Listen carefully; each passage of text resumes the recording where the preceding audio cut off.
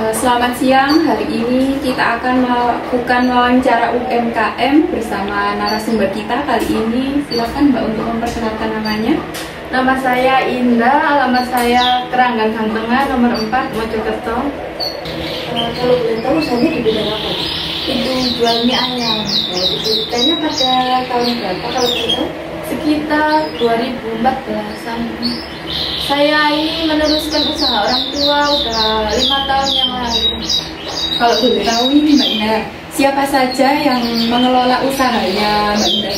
Kalau dulu orang tua saya saja yang jualan kan. Kalau untuk 5 tahun yang lalu saya ikut jualan karena saya kan udah lulus sekolah, saya membantu ikut jualan. Soalnya orang tua saya dulu cuma jualan satu tempat dan sekarang bisa sambil keliling. Sekarang kalau yang stay ya, kalau sekarang itu boleh ditunjukkan alamatnya di mana, barangkali nih yang nonton ada mau yang beli. Ya, itu alamatnya di Keranggan, Kelurahan Keranggan, Gang 1, sampingnya itu jualan orang tua saya. Lebih tepatnya di samping Kecamatan Keranggan, Keranggan Gang 1 itu. Oh, di situ ya. Untuk struktur organisasi yang digunakan dalam usahanya Mbak Indah itu seperti apa ya? Kan saya nggak punya karyawan ya, jadi selama ini saya kelola sendiri dan ibu saya. Oh iya Mbak, kalau untuk struktur organisasi yang digunakan dalam usahanya itu seperti apa ya? Itu untuk saat ini kan saya nggak punya karyawan, jadi saya kelola sendiri bersama ibu saya. Apa motivasi Mbak Indah untuk melanjutkan usaha kedua orang tua daripada mencari pekerjaan yang di luar sana Mbak? Ya, karena kan itu usaha orang tua saya dari dulu ya, yang bisa menyekolahkan saya dan sampai saat ini. Jadi ada kebanggaan tersendiri buat saya untuk meneruskan usaha orang tua saya.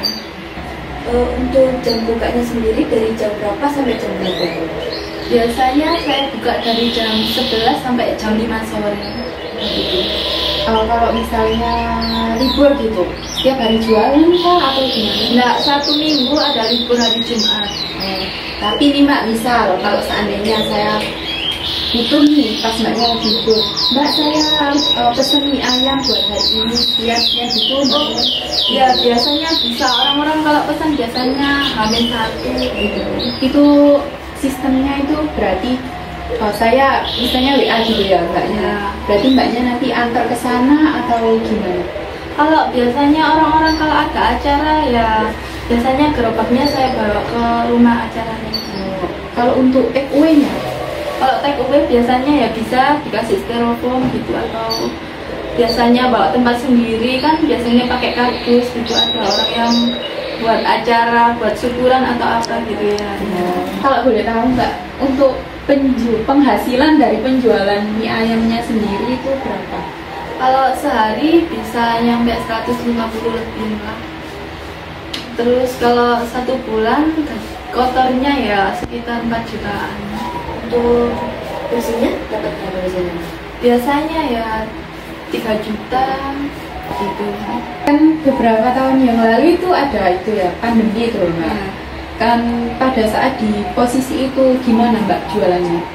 Ya kan posisi itu lagi COVID ya, jadi jualan agak sepi. Saya jualan kadang lewat online gitu, lewat WA, Facebook gitu. Jadi gimana Saya pun postingnya. keadaannya harus tetap jualan Ya. ya. Siapakah pesaing terberat usaha untuk saat ini Mbak? Ya kan sekarang kan banyak ya Mbak yang jualan mie tapi berbagai rasa masakan gitu ya. Strategi apa yang Mbak lakukan agar bisa mempertahankan usahanya Mbak sendiri? Ya yang paling penting ya tetap mempertahankan cita rasa mie ayam saya.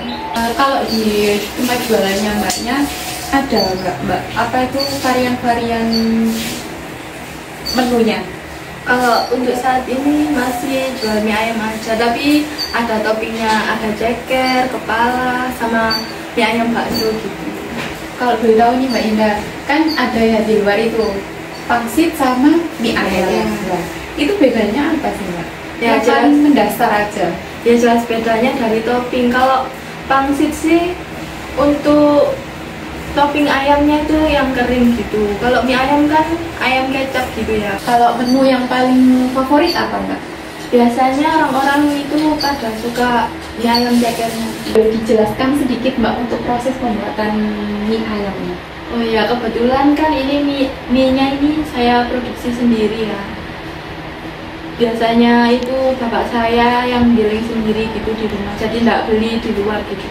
Jadi homemade ya? Ya. Nah, untuk harga proporsinya berapa Mbak? Porsinya itu 8.000, kalau mie ayam ceker ya 10.000 kalau pakai topping gitu. Itu sama nggak kalau misalnya kalau di table sama dimakan itu? Sama. Sama-sama 8.000. Iya.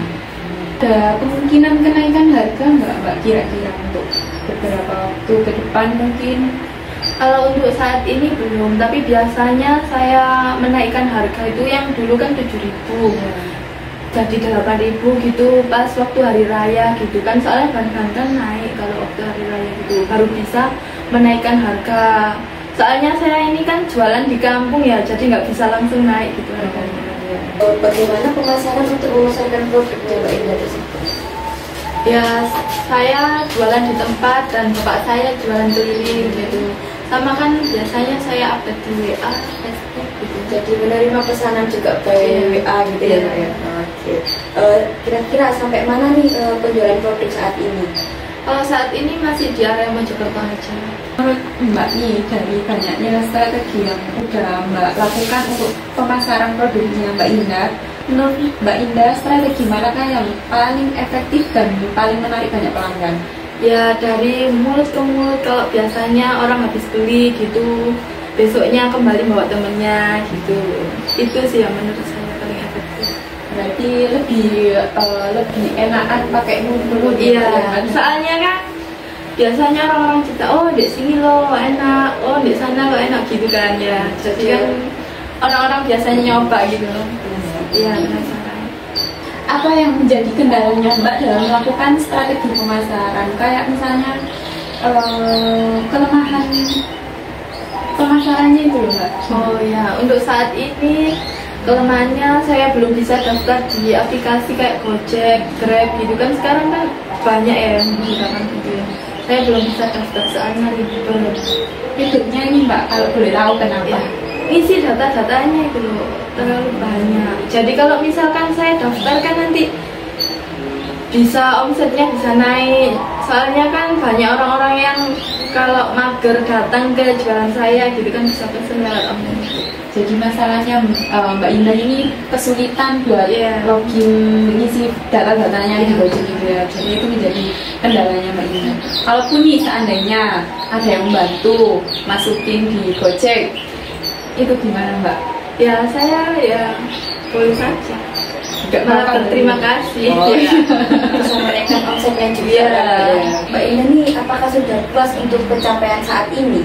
Kalau puas ya belum ada puasnya Mbak. Saya ini ingin mengembangkan usaha saya untuk buka cabang-cabang yang banyak. Kira-kira nih contohnya mau di Mojokerto apa di luar Mojokerto? Ya kalau bisa ya di sini dulu gitu ya. Baik, terima kasih untuk narasumber kita yaitu Mbak Indah. Untuk wawancara kali ini mungkin saya akhiri bersama Mbak Indah. Sekian dari kami. Wassalamualaikum warahmatullahi wabarakatuh.